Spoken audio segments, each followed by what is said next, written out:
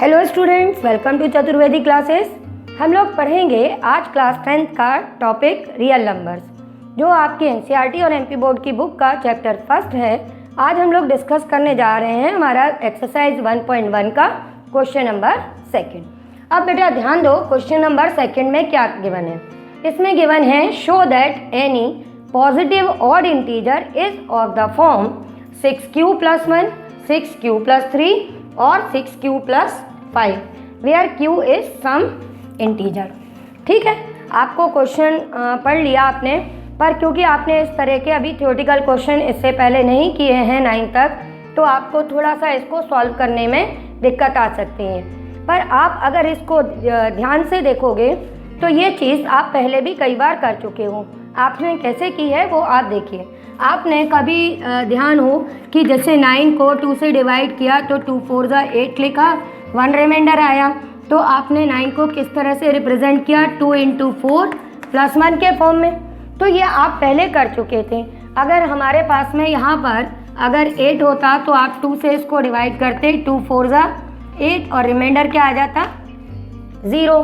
तो यहाँ पर भी हमारे पास में ये जो नंबर्स दिए हुए हैं 6q + 1, 6q + 3, 6q + 5, इससे आपको क्या पता चलता है? इससे आपको पता ये चल जाना चाहिए कि यहाँ पर ये जो 6 है वो हमारा क्या है बेटा, ये डिवाइज़र है। q अपना कोशेंट है और ये 1 हमारा 1 3 5 ये सब क्या है, रिमाइंडर है। पर हम क्या जानते हैं कि किसी नंबर को अगर आप 6 से डिवाइड करेंगे तो आपके पास में रिमाइंडर्स क्या क्या आ सकते हैं। अगर कंप्लीटली डिविजिबल हो गया तो रिमाइंडर 0 होगा, अदरवाइज रिमाइंडर्स क्या क्या होंगे, 1 2 3 4 एंड 5। तो ये सारे हमारे डिफरेंट केसेस होंगे। अब उन्हीं को लेकर हम किस तरह से इस क्वेश्चन का आंसर लिखेंगे वो आप लोग मेरे साथ में देखते चलो। हम क्वेश्चन की स्टार्टिंग कैसे करेंगे, हम सपोज कर लेंगे कि let any positive odd integer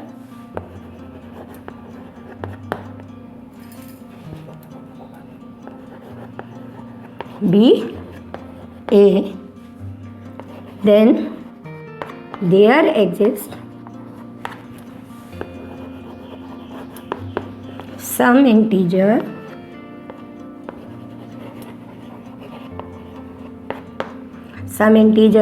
q, ठीक है, then there exists some integer q and r such that a is equal to, जब हम जानते हैं कि कोई पॉजिटिव इंटीजर हमने a सपोज किया तो एक कोशेंट और रिमाइंडर आता है अपने पास में, तो हम यहाँ पे लिख देंगे a is equal to 6q + r। ये बात समझ में आई बेटा कि हमने पॉजिटिव इंटीजर ले लिया है a और 6 से डिवाइड करना है, तो b की वैल्यू हमने ले ली 6, q हमारा कोशेंट आएगा प्लस रिमाइंडर आ जाएगा आपके पास में r। अब यहाँ पर r अपना कैसा होगा, वेयर, जो मैंने आपसे बोला कि अगर 6 से आप डिवाइड कर रहे हो तो रिमाइंडर कहाँ से स्टार्ट होंगे, 0 से, कि रिमाइंडर आपका क्या आ सकता है, 0 आ सकता है, 1 आ सकता है, 2 आ सकता है, 3 आ सकता है, 4 भी आ सकता है और 5 भी आ सकता है। ठीक है, इसको ऐसे भी लिख सकते हैं या आप इस तरह से भी लिख सकते हो कि r की value greater than equal to 0 होगी बट लेस देन 6 होगी।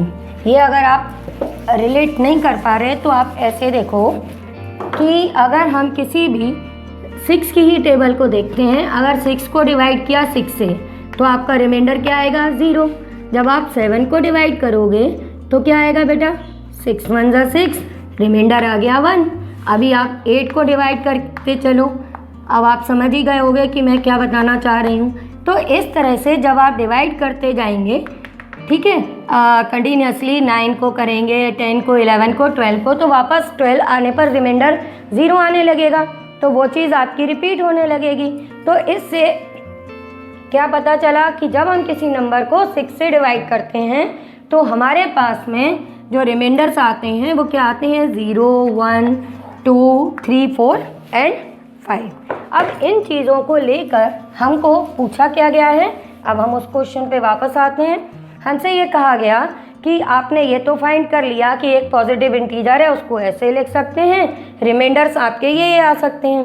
तो आप इसके बाद में आपको बताना क्या है कि इनमें से जो ऑड हैं वो कौन कौन से होंगे, 6q+1, 6q+3 और 6q+5 के फॉर्म वाले।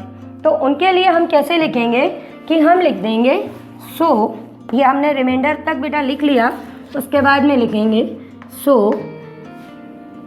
A इज इक्वल टू, या आप ऐसे लिख लेना, केस फर्स्ट, अगर हमारा रिमाइंडर 0 आता है देन अपना पॉजिटिव इंटीजर A क्या हो जाएगा बेटा, वो हो जाएगा 6q+0 जो कि होगा आपका 6q। अब ये 6q आपको कैसा दिख रहा है, ये एक इवन नंबर है, क्यों, क्योंकि ये 2 से डिविजिबल है 6, तो हम इसको ऐसे भी लिख सकते हैं 2 × 3q और 2 × k, where k is equal to 3q। अब ये 2 का मल्टीपल हमने लिख दिया, जब ये 2 का मल्टीपल है तो ये बेटा कैसा नंबर हो गया, इवन नंबर हो गया। अब हम केस सेकंड की बात करते हैं, तो केस सेकंड हम लेंगे। केस सेकंड में अगर हमारा रिमाइंडर आ गया बेटा 1, तो अपना a किसके इक्वल हो जाएगा, a आपका इक्वल आ जाएगा 6q+1 के। तो क्या ये दोनों नंबर्स 2 के मल्टीपल हैं, नहीं हैं, तो हम इसको इसके आगे सॉल्व नहीं कर पाएंगे। अब और आगे कंटिन्यू करना है तो वो हम इधर कर लेते हैं। अब हम अपना केस थर्ड डिस्कस कर लेते हैं। अब हमने कहा कि अगर रिमाइंडर आ गया आपका 2, तो रिमाइंडर 2 आ गया, उस केस में आपका पॉजिटिव इंटीजर किसके फॉर्म में आ जाएगा, 6q+2, जो आपको अगेन दिख रहा है कि इन दोनों में कॉमन हमको 2 मिल जाएगा, तो आप 2 कॉमन ले लीजिए और इसको लिख दीजिए 3q+1, यानी कि ये भी 2 का मल्टीपल है। यहाँ इसको हम लिख देंगे 2k, where k is equal to 3q+1। अब आप देखते चलो, जो हमारे 2 के मल्टीपल्स मिलते जा रहे हैं वो सभी कैसे मिल रहे हैं, इवन नंबर है, क्योंकि हम जानते हैं इवन नंबर्स 2 के मल्टीपल होते हैं। अब इसके बाद में नेक्स्ट आप देखोगे तो फोर्थ केस में अगर आपका रिमाइंडर फिर 3 है तो a की वैल्यू क्या आएगी, 6q+3, लेकिन यहाँ हम कॉमन लेंगे तो कॉमन क्या आएगा, 3 का मल्टीपल तो इवन नहीं होता, तो ये फिर हमारा ऑड हो गया। अब इसी तरह से मैं आगे का कर रही हूँ, अब आप लोग समझ ही गए होंगे कि हमको करना कैसे है। अब r is equal to 4, a आएगा आपका 6q+4, जिसमें अगेन हमको 2 कॉमन मिल जाएगा, तो हम इसको भी लिख देंगे 2 times k, where k is equal to 3q+2। ये जिनमें मैं 2 कॉमन लेती जा रही हूँ वो आपको केवल ये बताने के लिए है, जिससे आपको पता रहे कि ये सारे हमारे इवन नंबर्स हैं। अब लास्ट हम लिख देंगे केस 6। अब केस 6 में हम लिखेंगे कि if r is equal to 5, a is equal to 6q+5। इस तरह से हम सारे के सारे केसेस पहले शो कर देंगे, फिर उसके बाद में हमारे क्वेश्चन में जो लिखा हुआ है वो हम लास्ट में लिख देंगे कि हमने ये सारे फॉर्म वहाँ पे लिख दिए हैं। उसके बाद में हम लिख देंगे इसके बाद कि here 6q+2 and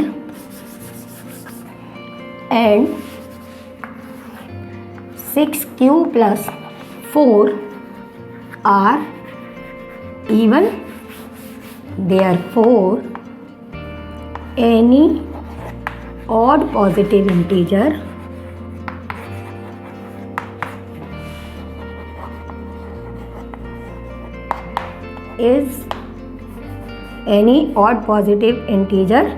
is of the form 6q+1 or 6q+3 और 6q+5। इस तरह से बेटा ये क्वेश्चन आपका कंप्लीट हो जाएगा।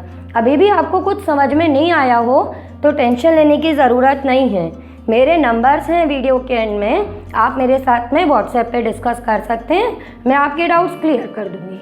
ठीक है बेटा।